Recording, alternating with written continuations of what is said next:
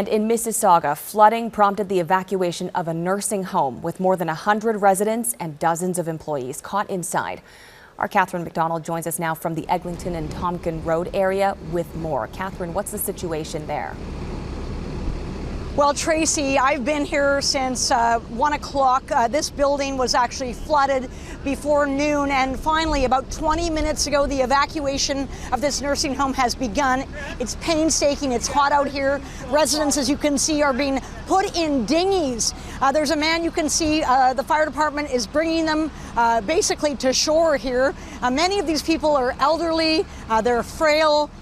The little Etobicoke Creek is just next to this retirement home. It flooded its banks and caused this flood on the first floor of this building. As you can see right now, firefighters taking a resident off a raft to waiting stretchers, in some cases to waiting wheelchairs, and then they are being taken to buses, paramedic buses, and TTC or Mississauga transit buses, and they only have a few items with them, a few of the very basics. And I can tell you, I spoke to the son of a resident who was here having to be evacuated today from this building, and he is very concerned given he's not even in Canada and he's watching from afar.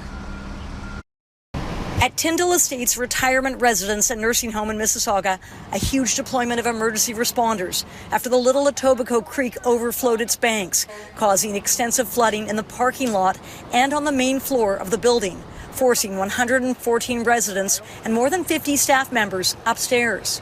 The flooding is such that the first floor is unavailable to get in through the front door, and the residents are all safe. Everyone is on the upper floors. There's no one on the first floor right now, and everyone is safe and being cared for.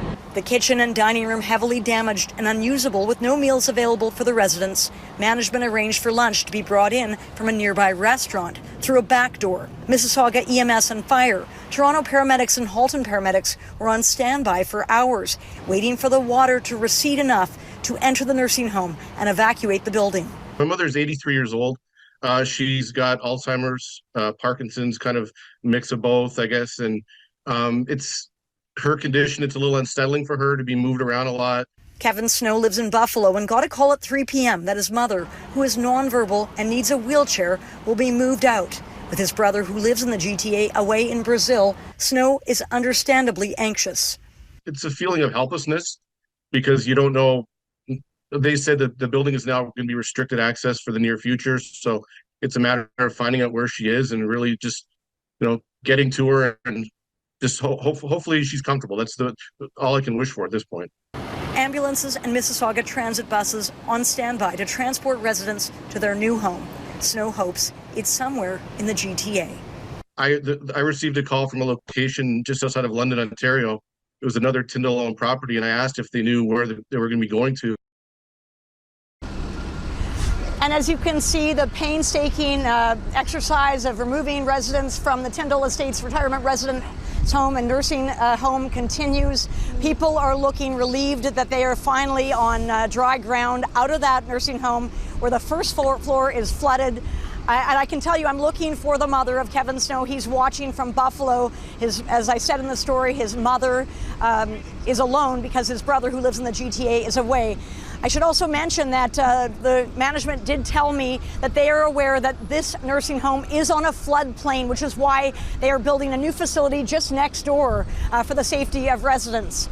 This will continue, I'm guessing, for hours.